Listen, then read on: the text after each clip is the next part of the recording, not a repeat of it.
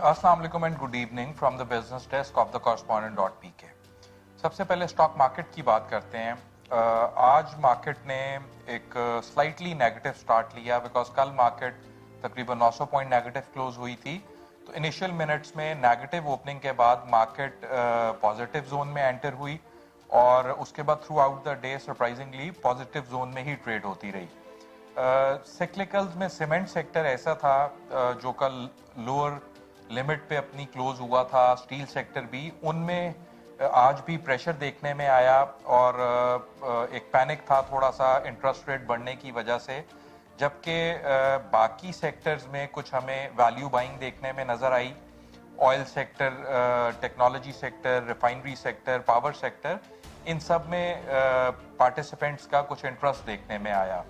Technology sector में systems limited limelight में रहा। इसमें 3% का प्राइस गेन भी था, वॉल्यूम्स भी कंपैरेटिवली थोड़े बेहतर थे।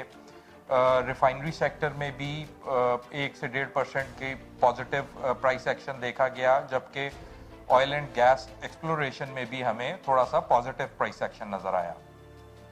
At the end of the day market में 302 पॉइंट का इजाफा हुआ और ये 42,347 के लेवल पे क्लोज हुआ। जबकि वॉल्यूम्स कंपैरेटिवली आज कम थे। ये 139 मिलियन शेयर्स ट्रेड हुए, जो कि डे ऑन डे बेसिस 43% की कमी देखी गई। ट्रेडेड वैल्यू 5.05 बिलियन रही, इसमें भी 28% का डिक्लाइन देखा गया, जबकि मार्केट कैपिटलाइजेशन में 30 अरब रुपए का इजाफा हुआ day on day basis. Volume charts में WTL 18.5 मिलियन शेयर्स के साथ टॉप पर रहा। सेकंड पे यूनिटी रहा, इसमें 10.1 मिलियन शेयर्स ट्रेड हुए और थर्ड पर कराची इलेक्ट्रिक रहा, इसमें 7.5 मिलियन शेयर्स ट्रेड हुए। यूनिटी में आखिरी 1 घंटे में एक बाइंग इंटरेस्ट आया और इसकी प्राइस में भी इजाफा हुआ। ये तकरीबन 5.5 से 6% पॉजिटिव क्लोज हुआ है और वो एक प्राइस इतनी अट्रैक्टिव थी कि उसमें वैल्यू बाइंग नजर आई लास्ट 1 आवर में। टोटल नंबर ऑफ कंपनीज जो ट्रेड हुई वो 339 थी, उसमें 188 कंपनीज पॉजिटिव क्लोज हुई, 123 नेगेटिव क्लोज हुई, जबकि 28 कंपनीज अनचेंज रहीं।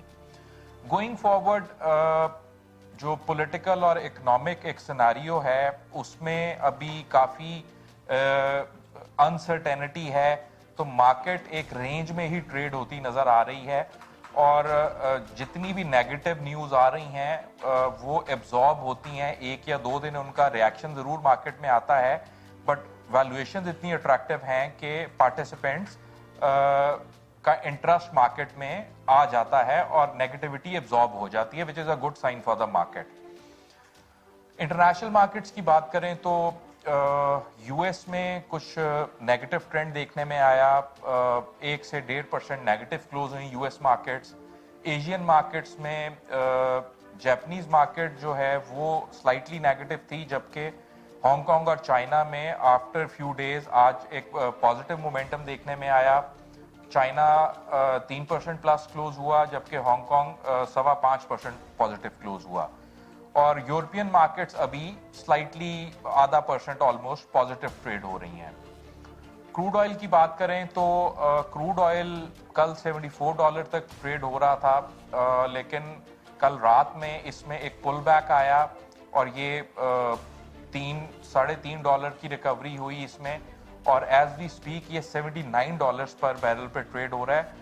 और उसकी शायद रीज़न ये है कि जो मार्केट एक्सपर्ट्स हैं वो एक्सपेक्ट ये कर रहे हैं कि इसकी प्राइस इतनी ज़्यादा नीचे आ गई है तो शायद ओपेक कंट्रीज़ जो हैं वो कोई सप्लाई कट का जो है वो इंडिकेशन दे दें, जिसकी वजह से एक ये पुल बैक आया है।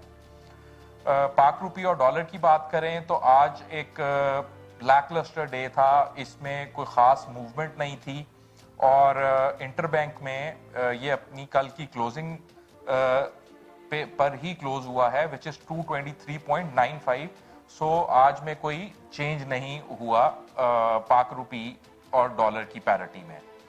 ऑन द इकोनॉमिक फ्रंट आज एक पॉजिटिव न्यूज़ ये आई जिसने शायद रुपी को भी फर्दर वीक होने से रोका, कि जो एशियन इन्वेस्टमेंट इंफ्रास्ट्रक्चर बैंक है उसने $500 मिलियन जो हैं वो डिस्पर्स कर दिए हैं स्टेट बैंक को प्रोग्राम फाइनेंसिंग के जो इन्होंने कमिट किए थे। और ये फाइनेंस मिनिस्टर इसहाक डार ने ट्वीट भी किया है इसके ऊपर कि पैसे गवर्नमेंट ऑफ पाकिस्तान को रिसीव हो गए हैं। इसके अलावा IMF और गवर्नमेंट ऑफ पाकिस्तान ने वर्चुअल डिस्कशन स्टार्ट कर दी है 9th रिव्यू जो है एक्सटेंडेड फंड फैसिलिटी का, और इस पे होपफुली इन कमिंग डेज कोई डेवलपमेंट होगी, बिकॉज IMF का स्टांस ये है कि जब तक टैक्स कलेक्शन बेहतर नहीं होगी वो जो फर्दर ट्रांच है वो रिलीज नहीं करेंगे। सो अभी दोबारा इन्होंने बातचीत शुरू की है, तो लेट्स होप कि ये कंक्लूड भी पॉजिटिव नोट के ऊपर हो।